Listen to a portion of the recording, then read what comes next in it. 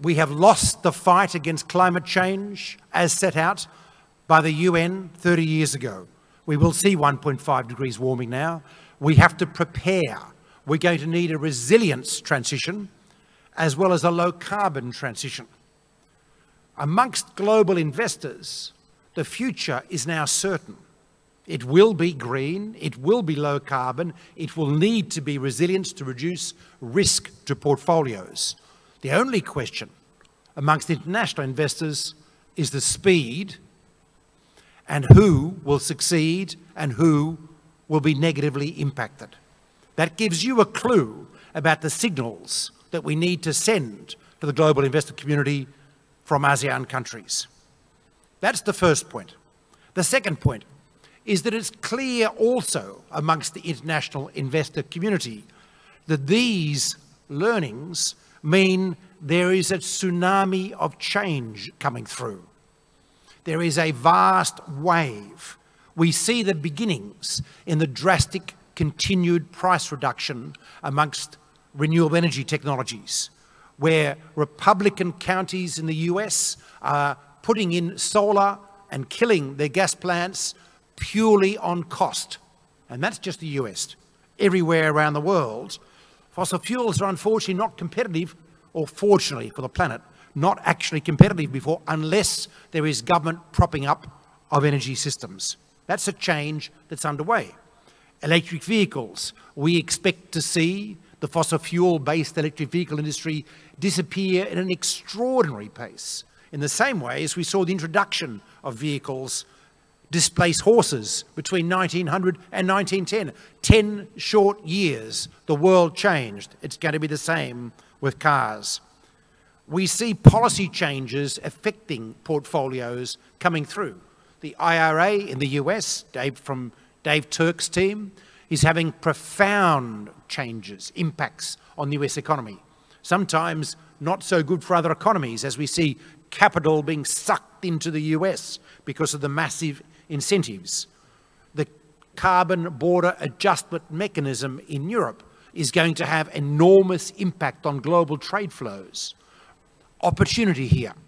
Europe has said very clearly, if carbon taxes and carbon prices are collected in a home country, they will simply accept that, so that the revenues from this new global tax on trade, the carbon border adjustment mechanism, don't need to be collected in Europe. They don't necessarily want them to be collected in Europe. It can be collected in the home country. ASEAN countries need to step up and start negotiating with Europe about this now to ensure the prosperity of export industries. That is an offer from Europe that I bring with you today to pursue. And we need to be looking at this tsunami about the resilience tsunami. This is changing the procurement requirements of everything we do to address the enormous risk coming through to our system. Floods, droughts, typhoons that will be twice as intensive as we currently experience in the Philippines. These are now certain. We have to prepare. And that also means making our economies wealthier, better able to survive the crises that are now becoming the norm of the 21st century. We need the resources to be able to recover after every crisis. Development is central to climate resilience. The third point is the opportunity that this presents is very real in this region. There is a new minerals commodity boom starting. We know this. We've seen nickel in Indonesia, but it's going to become bigger. Look at the Critical Resources Act that the European Commission published a couple of weeks ago to give you a sense of the breadth of mineral resources alone that are going to be important for this transition, and a clue as to where the commodity booms are coming. In energy, of course, we see the change. In industrial, we have not talked enough in the region about the kinds of changes coming through. Look in Japan at the Ministry of Economic Trade and Industries transition roadmaps to give you a sense of the opportunities coming through. But above all in this region, urban development. We will see 80% of ASEAN citizens living in cities by 2050, in our view. There are some reasons for that, including the volatility of climate impacts, forcing people off the land again and again. We need to make sure that those cities that will be the core of the global economy are growth engines, are jobs engines, are wealth creations engines, as well as low carbon setters and resilient to the heat that we're going to start feeling in the world and to the floods and droughts we'll experience. This is a matter of urban design now, right now, because these changes are beginning. Next, we need to see clarity about what to do. We need that urban design. We need that industrial design. We need those pathways for transformation that we're starting to see develop in places like Japan, in places like Europe, and of course in places like the US. Every country in ASEAN needs a transformation pathway that shows how it will respond to the crisis and how it can take advantage of the opportunities presented by the tsunami. ASEAN countries need to prosper to ride the wave of the tsunami, not be overwhelmed by it. But that will require planning. The window is the next 2 years. Talk to the ADB, talk to others, get help while you can, because we have to act quickly, or else we will be blindsided. Capital, we need to move capital. We have proof of concept already that if we issue green investments, green bonds, that's grown from a $2 billion market to a $2.5 trillion market since I've been working on this, proof that investors will act if we give them the opportunity of investments that meet risk yield requirements and are future-proof, are risk-tolerant to the changes that are coming through. Of course, we need help to make this happen. We need credit support. That's where the Asian Development Bank is starting to do much more work in this area. Take advantage of that. But it's not just the ADB. It's also JBIC in Japan.